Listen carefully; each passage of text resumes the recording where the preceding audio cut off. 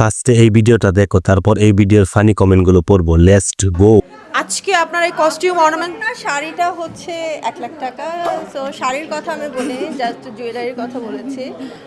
শাড়ি সহ হচ্ছে 16 লাখ।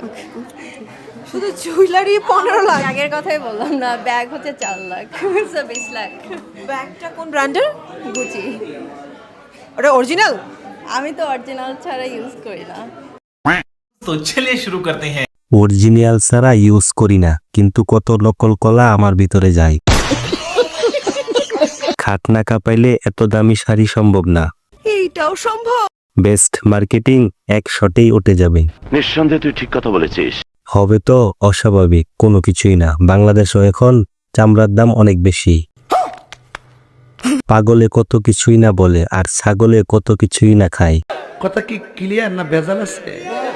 সবটুকু ইউজ করতে তো 20,000ই যথেষ্ট। খাট কাঁপানোর টাকা 20 লাখ। शाबाश बेटा। আপনার নিজের দাম 500 আর পয়ে আছেন 20 লাখ। कौन है ये लोग? না জানি নিচতলায় কত বারাটিয়া আসছে আর গেছে, কতজন এই পাবলিক টয়লেটের ইউজ করে। এত টাকা কোথায় থেকে আসে? বড় লোকের বিছানা গরম করে মনে হয়। 20 লাখ টাকায় যদি শরীর ঢাকা না যায়, তাহলে 500 টাকার 3 পিসেই সেরা। আমি কি কাউকে গালি দিয়েছি? 5 দিন হাত না মাইরা বাপসি কাম ব্যাক করে লাইছি। 6 দিনের মাথা 5 বার মাইরা দিছি। হাত আছে যতদিন, মেরে যাব ততদিন। ভাই বিশ্বাস কর, এটা আমি 6 দিনের মাথায় 10 মারছি।